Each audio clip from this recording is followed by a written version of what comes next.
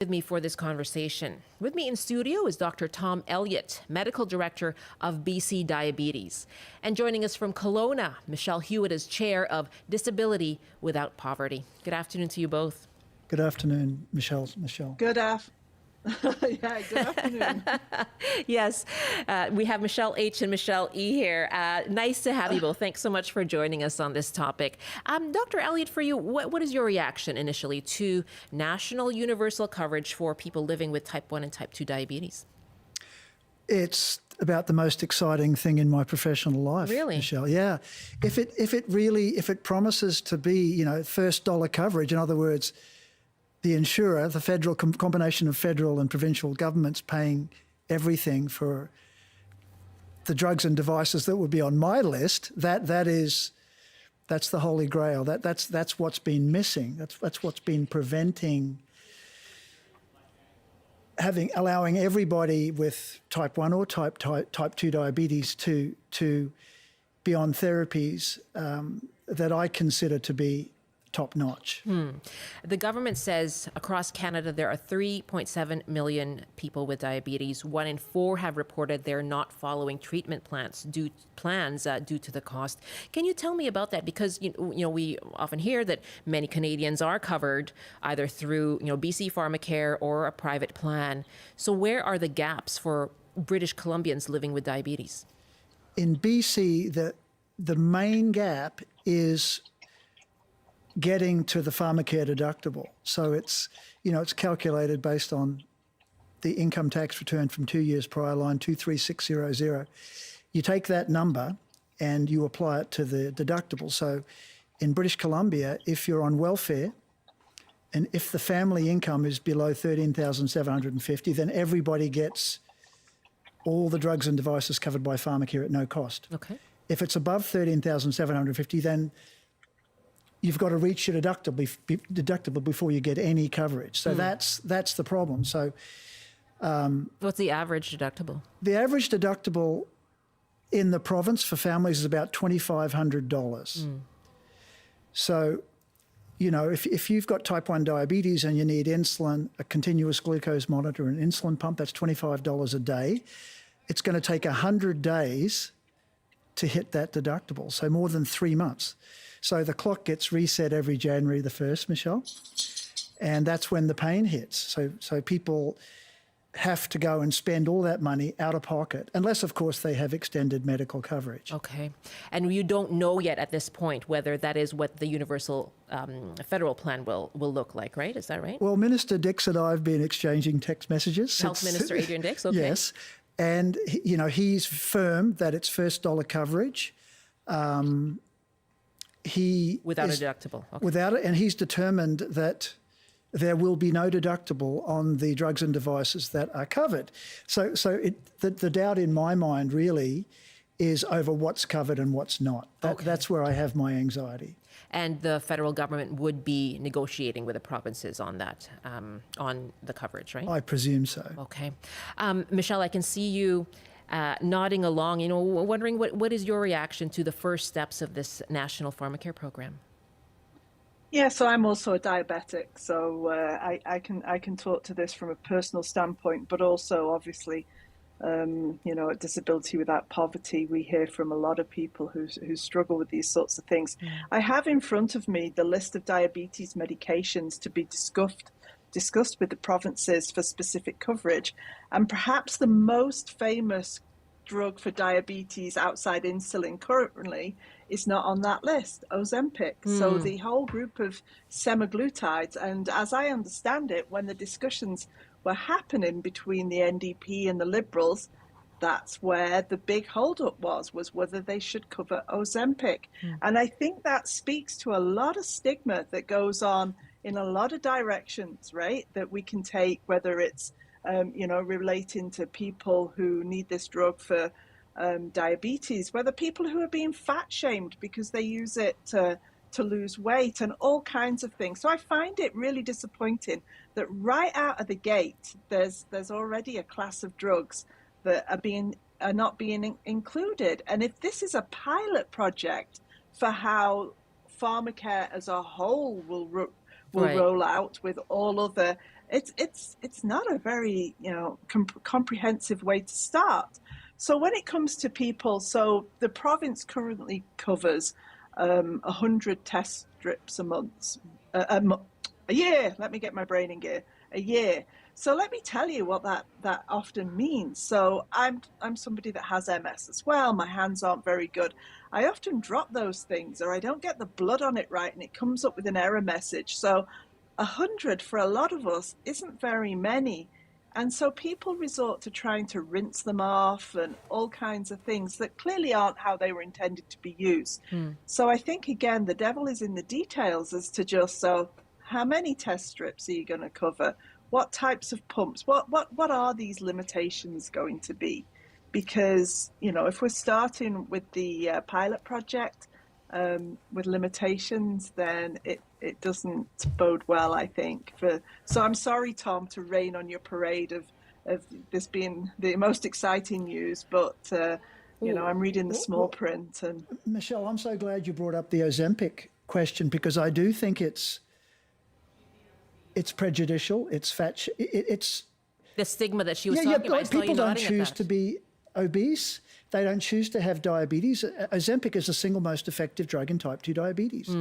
It's changed my practice. It's helped, 50,000 British Columbians easily, and multiply it by 10 nationally.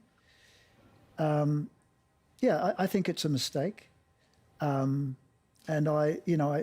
And there's been so much discussion around whether British Columbians, BC has taken steps, right, on access because of sale of Ozempic to the United States, to America. Yeah, but that's all resolved now. Yes, Michelle. right. So we're through that. So, right. So there is no supply problem. And of course, the National Pharmacare program, the provinces already have a lot of bargaining power with the big pharma. Okay. And with the feds on board, they'll be able to get really good contracts. And Ozempic, Ozempic is just the best drug now that's covered. There's a new one called Mounjaro that is better, not covered yet, and there'll be its successors. So the government, I'm in favour of the government just negotiating hard and covering all these effective drugs. Okay. A lot of and I questions. think, Oh, yes, go ahead, Michelle. I was just saying, and I think we need speedy access to the most effective, right? That's one of the things as well. Just because things are being covered because we have a Pharmacare program and things are being covered, right? That doesn't mean to say that we should have to wait longer. So, I find it with multiple sclerosis. I find it when, all kinds of drugs that people talk about, the very special drugs for perhaps something like SMA, spinal muscular atrophy, and that sort of thing. Get us to the best ones first, right? Don't make us jump through some hoops. Okay. The level of bureaucracy as well that's involved. My guests, Dr. Tom Elliott, Medical Director of BC Diabetes. Michelle Hewitt, joining us from Kelowna, is Chair of Disability Without Poverty and lives with diabetes. And we're asking you, what difference would Pharmacare coverage make for you? What are your thoughts on what you just heard about what is covered, what you hope will be included? And do you think that that should be expanded? Let us know about how this all affects you. You can give us a call, 1-800-825-5950, 604-669-3733. You can hit pound 690 on your cell phone. Catherine is joining us from Vancouver. Hi, Catherine. Welcome. Oh, hi. I was expecting a further prompt, but I'm with you now, right? Yes. I shall all prompt right. you now. Yes, go ahead. Okay. So I missed part of the discussion with your guest because I was on the phone with your director, whatever. So first of all, I am thrilled that finally, we are talking about National Pharmacare. Too late for me for the birth control, but definitely I'm right up there with the diabetes. My situation is I was diagnosed with diabetes after having cancer almost 20 years ago.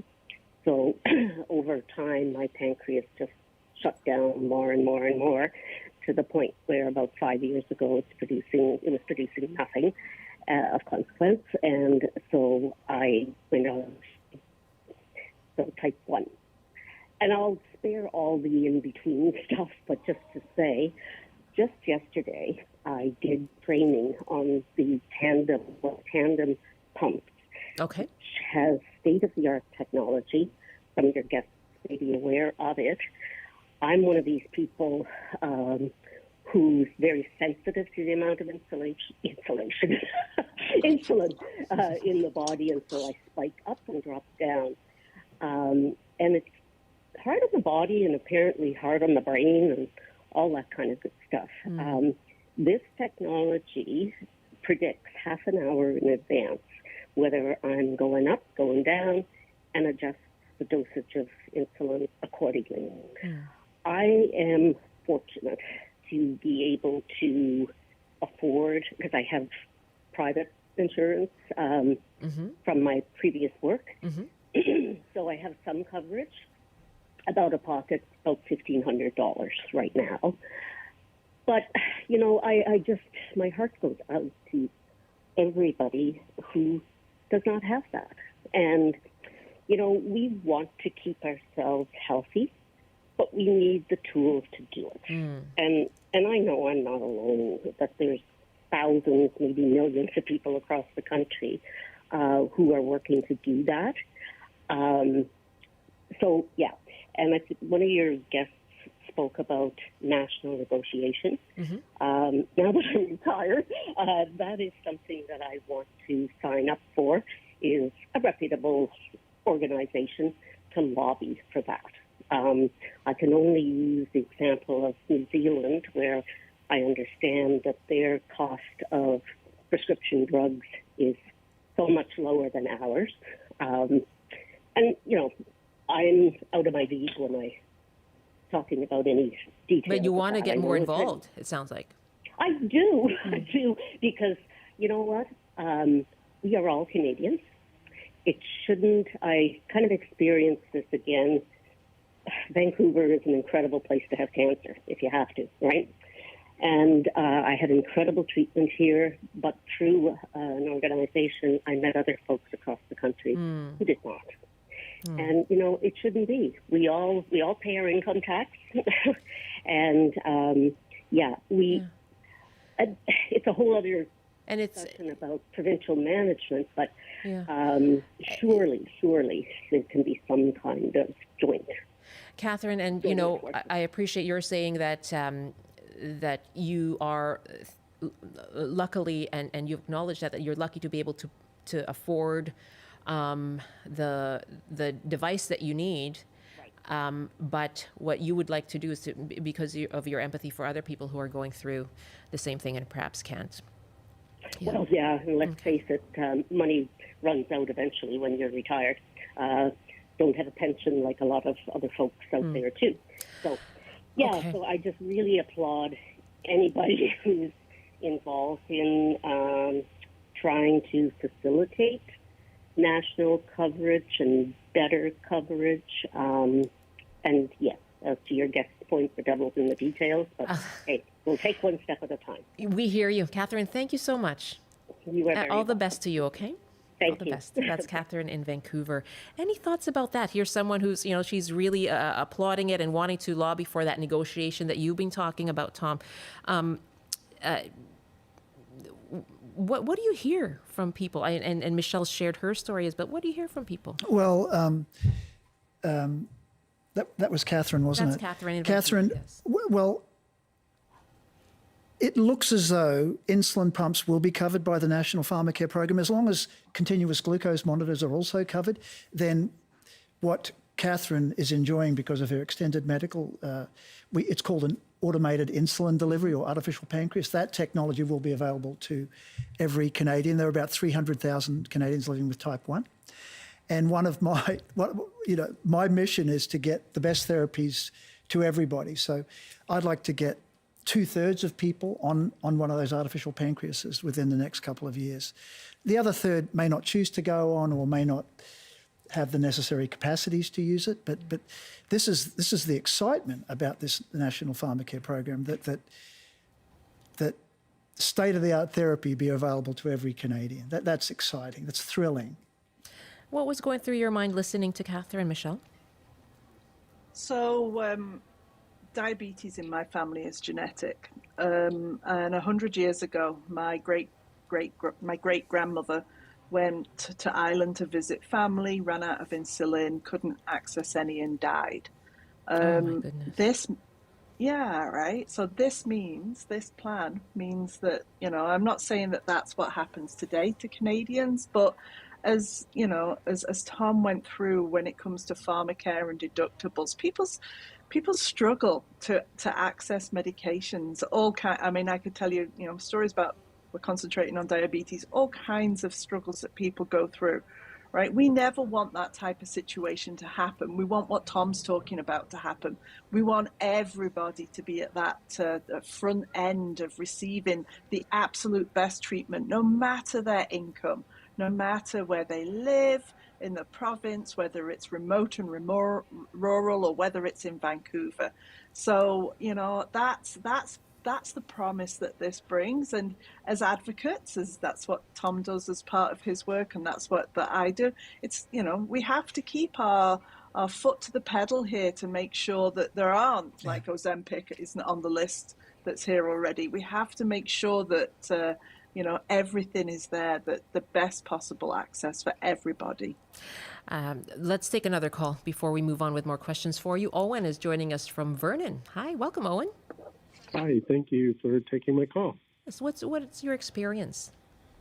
Well, my experience is according to the medical community, I'm pre-diabetic because my A1C is below 7. I am on current medications, which are costing me, I just picked them up today, $400 a month. And I'm paying fully for most of my medications. I am covered by a medical plan for partial medications. But because I'm taking the medications, my A1C, as far as I'm concerned, will never go up to below or above 5.1 or 5.6, which it currently is. Okay, and what would that mean then, if just for people who aren't familiar with the terms? Well, for the A1C, if your A1C is above 7 or above, you will be covered for your medication. Okay. So that means you wouldn't be covered. I am not covered for anything right now because I'm below the medication. And you will stay below. Taking the medication keeps me below the A1C of 7. So, okay. So you're sort of in between a rock and a hard place. Exactly. Yeah. How common is that? It's pretty common. So, the goalposts keep moving in medicine, and what's called pre-diabetes now was called normal 10 years ago. So Owen is being proactive. He's doing everything right. He's got his numbers in the pre-diabetes range. An A1C is a blood test that doctors order that looks back over the previous 3 months. So yes, it's an irony that Owen doesn't qualify. And is National Pharmacare going to address that? Not yet. But for people who, and of course, Owen, you deserve a lot of credit for where you're at, but also good luck, because people whose numbers are in the diabetes range, the vast majority are trying hard and doing everything they can. Their body simply doesn't make enough insulin, so they end up on insulin or medicines that help improve their insulin action. We haven't talked much about lifestyle therapy. Lifestyle therapy is expensive. I was going to ask because Catherine had also touched a little bit previously on prevention. So, to what extent is that a role for Pharmacare or something else? What needs to go toward lifestyle? Michelle, I wear a second hat. I'm the endocrinology medical director of a company called Lifestyle RX, and their product is available at no charge through MSP. So it spends a lot of time talking about drilling down on lifestyle, drilling down on what foods are the right foods, on the right sort of exercise, on having a peaceful mind, and all these crucial lifestyle things. Let me just get Michelle in there. What role does lifestyle play in preventative? As you said, this is genetic for you, right? So. Yeah, I really want to highlight the people that we advocate for at Disability Without Poverty, because if you're somebody who is struggling to get by on PWD, your ability to afford the types of food that you need to have that part of the lifestyle, to be able to access, exercise and those sorts of things are really limited. So, I think no knocking of food banks and the excellent job that they do, but often the food that is there is high on carbohydrates, which are is not what, as diabetics, is not our friend. So, so I really need to speak for those people who are trying to do everything in their lifestyle changes that they can, but are so limited by their income, and making they can't afford to pay $400 a month for drugs to bring their blood sugar levels down, and they can't afford the food that will do that either, or are missing meals, which people that are not aware of diabetes, that's not good for it either, right? That's something that can really, so there is, beyond Pharmacare, there is a lot that needs to be done to help people with the lowest incomes to be able to manage their diabetes. Michelle, I'll wrap with you as the advocate. I just have a minute left, but when people talk about the cost as well, right? The estimate for this first phase is $1.5 billion. It sounds critical, but what is your argument for government spending on this? Oh, it's absolutely needed, right? But at the same time, I've been on your show before to advocate for the Canada Disability Benefit, which achieved legislation, which this hasn't achieved its legislation yet, right? We achieved legislation last June the 22nd, and still haven't actually got haven't got the benefit in people's pockets. These things need to go hand in hand, right? So yes, spend the 1.5 billion. And yes, spend the 10 billion on getting the Canada Disability Benefit in as well. We're a rich country. We can do all of this. Really appreciate both of you. And I assume we'll be talking more as this progresses. Thanks so much for your time. Thank you, Michelle. Tom, Elliott, and Michelle. Thank you, Hewitt. Michelle. Thank you so much.